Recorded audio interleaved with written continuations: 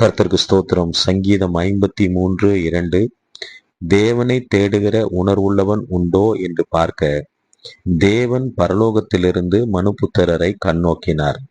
எனக்கு அருமையானவர்களே, இன்றைக்கும் ஒரு தேடுதலோடு கூட, ஒரு எதிர்பார்ப்போடு கூட நம் ஆண்டவராகிய இயேசு கிறிஸ்து இருக்கிறதை இந்த வார்த்தைகள் நமக்கு வெளிப்படுத்துகிறதை பார்க்கிறோம்.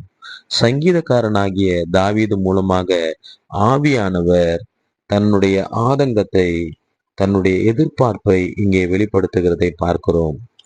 அவரை தேடுகிற மனிதர்களை அவர் தேடிக்கொண்டிருக்கிறார்.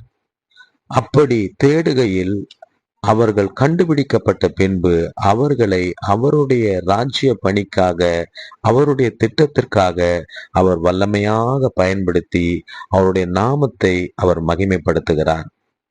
அவரை தேடுதல் என்று சொன்னால், எதற்காக நாம் இந்த பூமியிலே வாழ்ந்து கொண்டிருக்கிறோம், எதற்காக நம் ஆண்டவராகிய இயேசு கிறிஸ்து இந்த பூமியிலே நம்மை வைத்திருக்கிறார், நம் மூலமாக இந்த பூமியிலே அவர் செய்யவிருக்கிற அவருடைய திட்டம் என்ன என்கிற அந்த தேடுதலின் உணர்வு நமக்கு அவசியமா இருக்கிறது.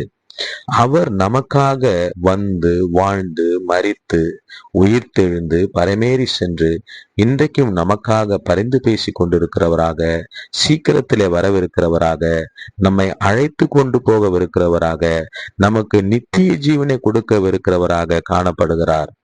இப்படிப்பட்ட தேவன் அவருடைய திட்டத்தை, அவருடைய ராஜ்ய பணிகளை இங்கே நம் மூலமாக செய்ய அவர் விரும்புகிறார். ஆக நாம் நம் மூலமாக இங்கே என்ன அவர் செய்ய விரும்புகிறாரோ அதை அறிந்து கொள்ளும்படியாக நாம் அவரை தேட வேண்டும்.